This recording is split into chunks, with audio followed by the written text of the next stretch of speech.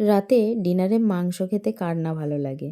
আলু দিয়ে মাংস আর সাথে থাকবে রুটি বা ভাত, যা কিছু দেবে চলবেই। মাংস হলে আর কোনো কথা নেই। হ্যালো বন্ধুরা, আমি তাপসী নতুন একটা ভিডিও নিয়ে আবারও চলে এলাম।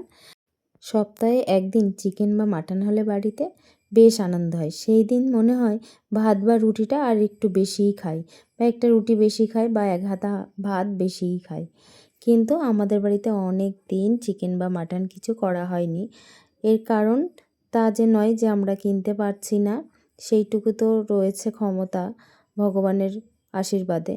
যেহেতু বাবা অসুস্থ, হসপিটালে ভর্তি, ওই জন্য বাড়িতে মন কারোর ভালো নেই। মা এদিকে অসুস্থ, তাই অনেক দিন চিকেন বা মাটন কিছু খাওয়া হয়নি। কাল বাবা বাড়িতে এসেছে, ওই জন্যে আমরা আজকে একটু চিকেন বানাচ্ছি রাত্রে, আর সাথে থাকবে রুটি।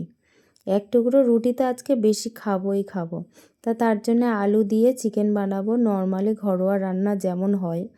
তোমরা তো আবার বলবে যে এই ভিডিওটা আবার দেওয়ার কী আছে, আলু দিয়ে তো মাংস সবাই বানাতে পারে। হ্যাঁ জানি সবাই বানাতে পারে, আমি নতুনত্ব তেমন কিছু জানি না।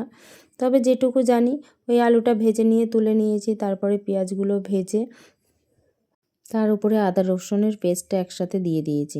তোমরা আবার বলবে সব সময় তো আদা রসুনের পেস্ট একসাথে দাও, ওই মিক্সিতে যে বাটতে হবে না, আমি একসাথেই বেটে নিই। কেই বা আলাদা আলাদা করে বাটবে বলো। এদিকে একটু পেঁয়াজ আর টমেটো আজকে বেটে নিয়েছি, পেস্ট করে নিয়েছি। পেস্ট করে দিলে একটু গ্রেভিটা খেতে ভালো লাগবে। উপর থেকে হলুদ গুঁড়ো, আন্দাজ মতন লঙ্কার গুঁড়ো দিয়ে দিলাম। লঙ্কার গুঁড়ো দিয়েছি কিন্তু একটুও ঝাল হবে না। সাথে লাল লাল চিকেন করার জন্য একটু কাশ্মীরি রেড চিলি পাউডারও দিয়েছি, সাথে একটু মিট মশলাও দিয়েছি। দিয়ে অল্প একটু জল দিয়ে ভালো করে মশলাটাকে ভালো করে কষিয়ে নিতে হবে। হ্যাঁ, তার আগে কিন্তু লবণ অবশ্যই দিতে হবে। মশলার মধ্যে লবণও যাবে আর মাংসের মধ্যেও তো অবশ্যই যাবে। চিকেনগুলো পরিমাণ মতন কেটে ধুয়ে বেছে আলাদা করেই রাখা আছে। আর এদিকে দেখো, আজকের ভালো করে মশলাটা কষিয়ে নেবো, তারপরেই চিকেন দেবো। অন্য সময় কিন্তু আমি চিকেনের মধ্যেই মশলাটা ম্যারিনেট করে নিই, তাতেও কিন্তু খেতে বেশ ভালো হয়। আজকে একটু অন্যরকম করছি, আগে মশলাটা কষিয়ে নিচ্ছি, তারপরে চিকেনগুলো দেবো। মশলা কষানো অর্ধেক হয়ে গেলে উপর থেকে দিয়ে দিলাম একটা গোটা রসুন। এই রসুনটা খেতে না বেশ ভালো লাগে, আমার তো ভীষণ ভালো লাগে। এবার উপর থেকে দিয়ে দেবো ধুয়ে রাখা চিকেনগুলো দেখো পরিমাণ মতন করে ছোট ছোট মাপে কাটা। তোমরা তোমাদের আন্দাজ মতন কেটে নেবে। ভালো করে কিন্তু ঢাকা দিয়ে কষাতে হবে। এখানে আমি অনেকক্ষণ বেশ কষিয়ে নেব। কষিয়ে নিয়ে তারপরে অল্প আঁচে ঢাকা দিয়ে মাংসটা করব। গায়ে গায়ে মাখা মাখা করব, খুব একটা ঝোল খেতে ভালো লাগবে না, কেন দুপুরের রোদে গরমে আলু দিয়ে বড় ঝোল মাংসের খেতে বেশ ভালো লাগে, চিকেন বলো আর মাটন বলো। কিন্তু রাতে একটু মাখা মাখা হলে চিকেনটা বেশ ভালো লাগে, কষা কষা হলে। আমার তো কষা চিকেন খেতে বেশ ভালো লাগে। গরমের ব্যাপারটা আলাদা, এখন তো বর্ষাকাল, তাই চিকেনটা কষা কষাই বানাবো। আর আজকে যেহেতু রুটি হবে, আমি অর্ধেকটা রুটি বেশিই খাবো। প্রায় অনেকটা কষানোর পরে আমি আলু দিয়ে দিয়েছিলাম, তার উপরে দিয়ে দেবো কাসুরি মেথি। কাসুরি মেথি দিলে একটু ফ্লেভারটা আলাদাই হয়।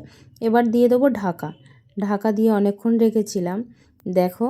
আর এদিকে দেখো মাংসটা কষা কষা বেশ হয়েছে, কিন্তু দেখতে তো বেশ লোভনীয় লাগছে। কিন্তু অল্প একটু যে জল দিতে হবে, একটু জল দেবো অল্প একটু, দিয়ে ফুটিয়ে নেব। এদিকে চিকেন কষতে থাক, আর আমি এদিকে তালের বড়া হাতে পেয়েছি, সেটা খেতে থাকি। বেশ সুন্দর হয়েছিল, টেস্টি। পাশের বাড়ি এক কাকিমা করেছিল, আমাদের বাড়িতে এখনও হয়নি। তা এখানে চিকেনটা হয়ে গেছে, অল্প পরিমাণে জল দেব, যেটুকু প্রয়োজন সেইভাবে জলটা দেব। অল্প একটু দিয়েছি, আরও একটু জল দেব, দিয়ে ঢাকা দিয়ে বাকি চিকেনটা এইভাবে রেডি করে নেব। প্রায় হয়ে এসেছে দেখো। পরে বলেছিলাম যে ঝাল কম হয়েছে, সেই জন্য উপর থেকে 2-4টে কাঁচা লঙ্কাও দেওয়া হয়েছিল। তা লাল লাল চিকেনের ঝোলটা রুটি দিয়ে বা পরোটা দিয়ে কে কীভাবে খেতে চাও অবশ্যই কমেন্ট করে জানাবে। আর ভালো লাগলে সবাই লাইক কমেন্ট করবে। Tata, bye bye.